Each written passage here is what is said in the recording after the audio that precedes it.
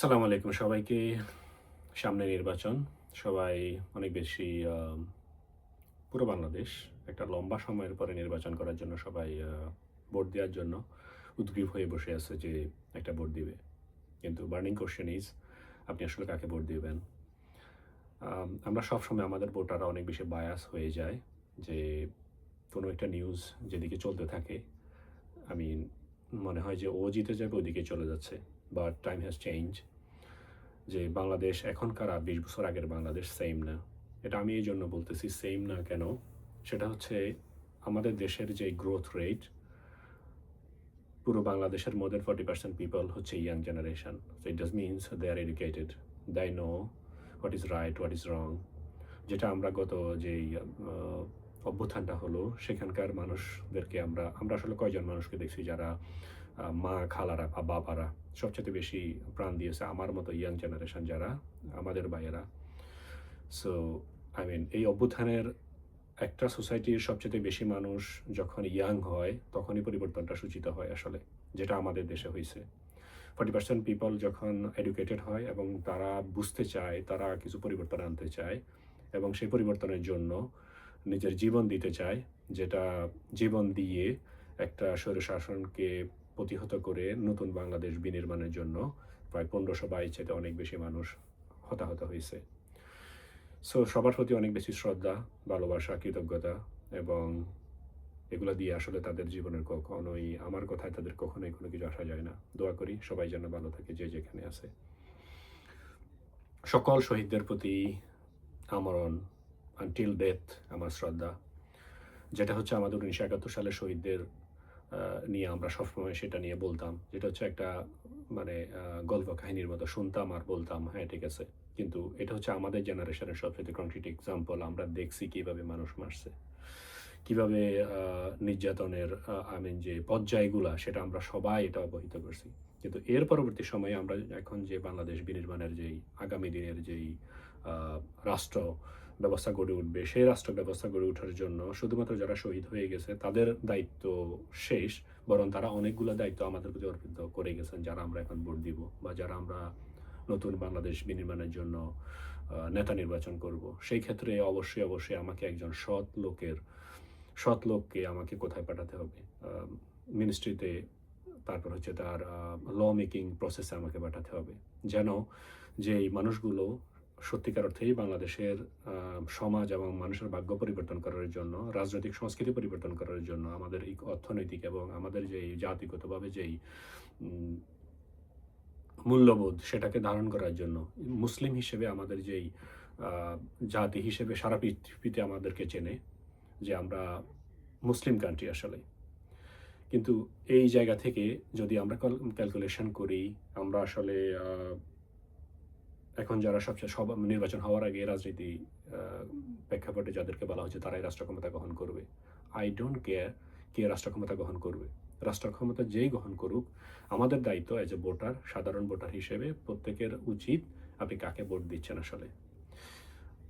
অবশ্যই আমাদেরকে নতুন মুখ যারা আসবেন তাদেরকেও পর্যালোচনা করতে হবে যে আসলে তার পার্সোনাল ক্যারিয়ার কি। যদি একজন মানুষের নিজস্ব কোনো ক্যারিয়ার না থাকে, তাহলে সে আমার ক্যারিয়ারে কি ইমপ্যাক্ট ফেলবে আসলে?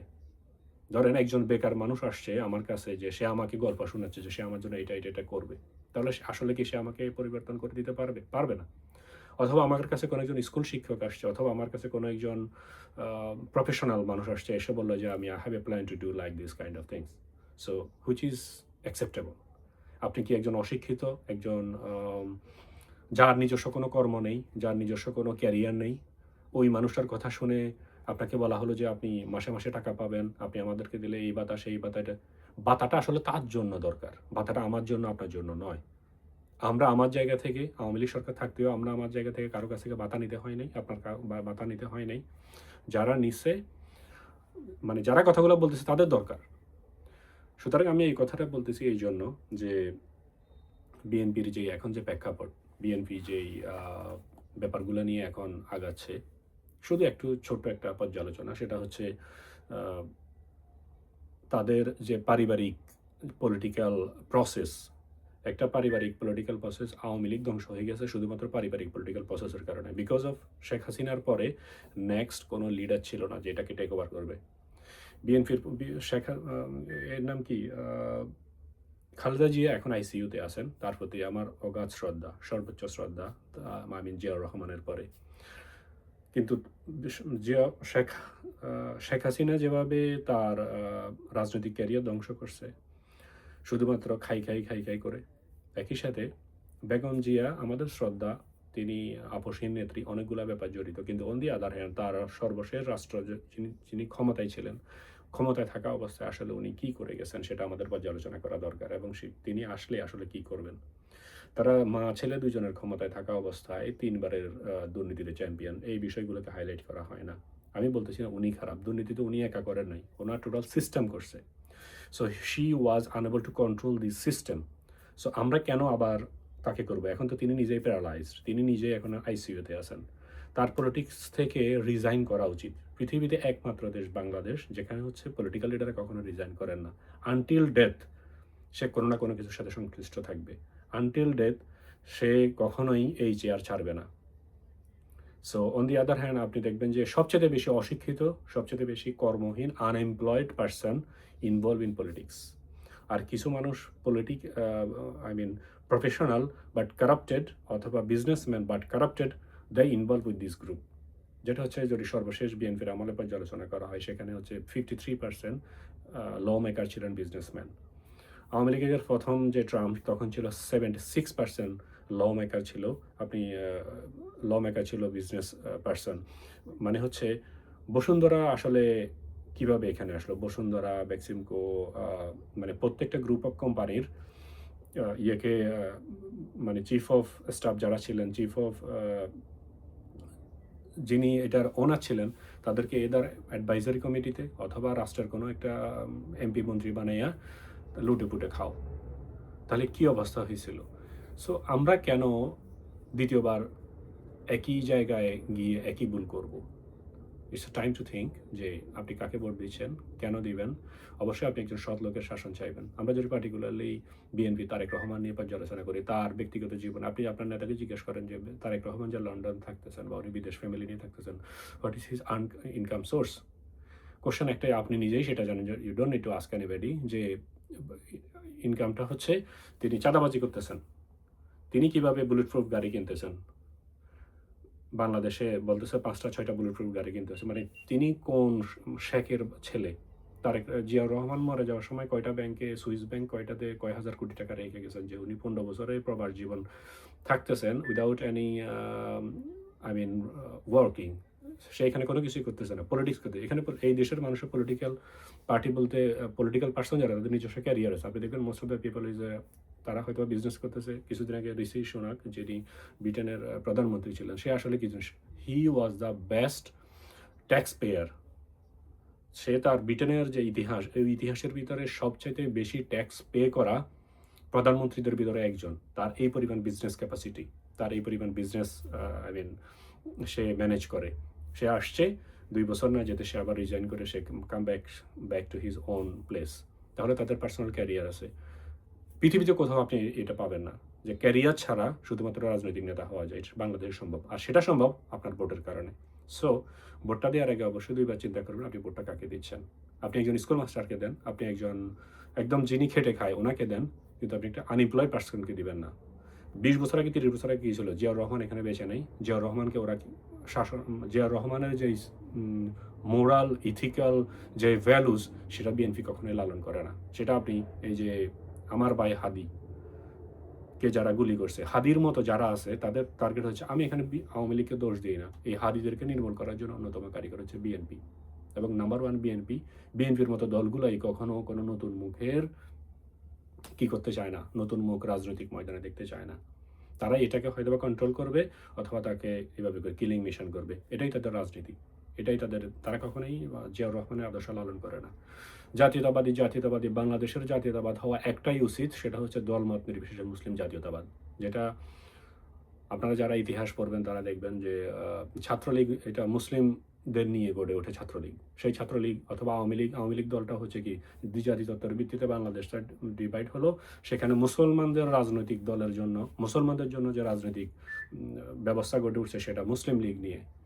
সেই মুসলিম লীগটা হয়ে গেছে আজকে মুসলিম কিলিং মিশনের কি গডফাদার গডমাদার। সো যারা মুসলমান 90% মানুষের, আমার কথা সিম্পল, যে যেই দলই ক্ষমতায় যাক, তারা যদি আমাদের 90% মানুষের আশা আকাঙ্ক্ষা, ধর্মীয় মূল্যবোধ, পারিবারিক মূল্যবোধ এবং তাদের যেই জীবন আচরণ সেটা যদি এই মূল্যবোধ যদি বুঝতে না পারে, তাহলে তারা তো আমাদের রাজনৈতিক লিডার না, তারা হচ্ছে মাফিয়া। সো একটা মাফিয়া আপনি 1 বছর আগে এই হাজার হাজার মানুষের আত্মাহুতির মধ্য দিয়ে আমরা বিদায় করলাম। সো আরেকজনকে আমরা কখনো এইভাবে তৈরি হতে দিতে পারবো না এবং দিতে চাই না, দেয়া উচিত না। তাদেরকে অবশ্যই আপনারা ভোট দিবেন না যারা এটার সাথে সম্পর্কিত।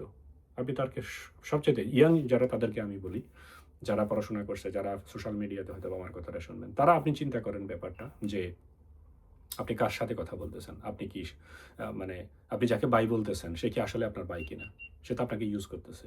আপনি যাকে নেতা বলতেন সে কি আসলে আপনার নেতা কিনা, সে তো আপনি মুসলমান হিসেবে আপনি ওইরকম মানুষকে কখনোই নেতা মানতে পারেন না যে গাঁজা খায়, সিগারেট খায়, নামাজ পড়ে না। আমি বলতেছি না আপনি সবাই জামাতকে ভোট দেন, জামাতেরকে ভোট দিবেন না দিবেন this is your own matter, আপনি আপনার চয়েস। কিন্তু আমার কথা হচ্ছে আপনি ভোট দেওয়ার আগে এইভাবে কোনো গাঁজাখোরকে কোনো কি করবেন না। এটা হচ্ছে একটা kind of message to next, যে যারা পরবর্তীতে বাংলাদেশের শাসন ব্যবস্থায় আসবেন, তারা যেন এই বিষয়টা অবহিত হন। তাদেরও বিএনপি চাইলে তার জায়গা থেকে সে ভালো মানুষকে কি করতে পারে, এমপি মন্ত্রী বানানোর জন্য নমিনেশন দিতে পারে, কিন্তু তারা দেয় না, তারা দেয় চাঁদাবাজকে। সো ওই চাঁদাবাজকে আপনাকে will have to make it failure them, যে তারা জিতার কোনো সুযোগ নেই। তাদেরকে অবশ্যই এই মেসেজটুকু দিতে হবে, আমরা কোনো চাঁদাবাজের আসনে বাংলাদেশের শাসন ব্যবস্থাকে ঠেলে দিতে পারি না। আমরা আবার একটা অভ্যুত্থানের জন্য, আমাদের ভাইয়ের রক্ত বিলিয়ে দেওয়ার জন্য ওই প্রেক্ষাপট আমরা করে দিতে পারবো না। আমরা আর কখনোই এরকম হাদিকে দিন রাতে হাদির মতো একটা স্পষ্টবাদী বাংলাদেশের উজ্জ্বল রাজনৈতিক নক্ষত্রকে যারা দিনে দুপুরে হত্যা করার অপচেষ্টা করছে, অথবা তিনি মেবি নিহত হয়ে গেছেন, আই ডোন্ট নো, আমার কাছে সঠিক তথ্য নাই, কিন্তু তার মতো মানুষদেরকে যারা সহ্য করতে পারে না রাজনৈতিক সংস্কৃতি তাদের ভিতরে ন্যূনতম নাই, যারা মাফিয়াগিরি নিয়ে ব্যস্ত, মাফিয়াগিরি করে রাষ্ট্র ক্ষমতা গ্রহণ করতে চায়, চালাইতে চায়, তাদেরকে অবশ্যই আমাদেরকে না বলতে হবে। আপনার ভোট সত্যের পক্ষে হোক এবং সকল অপশক্তি, সকল সন্ত্রাসবাদের বিপক্ষে না হোক। সবাইকে ধন্যবাদ।